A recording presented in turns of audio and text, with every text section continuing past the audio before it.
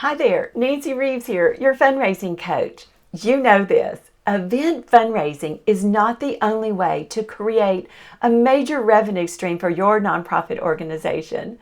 I can understand why events are offered. It provides great revenue, it's exposure to your mission and impact, and it's part of your culture. There are lots of nonprofits raising money through events, but they're exhausting and time consuming and often don't bring in the amount you had hoped for. Let me share this. I raised millions for the organization I established and ran for 10 years and never offered a fundraising event. For many, events are simply not the best way to create consistent and stable funding for their organization. And that's exactly what's needed to cover program, operational, and other costs. Here's the thing.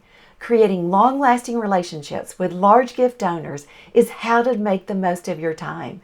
It means building a reliable source of revenue for your nonprofit. Multiple studies show around 90% of gifts come from about 10% of your donors. In other words, major donors carry the load for successful fundraisers. If you are not learning the ins and outs of large gift fundraising, you're missing out. In fact, you may struggle year after year to meet budget and never reach your highest fundraising potential.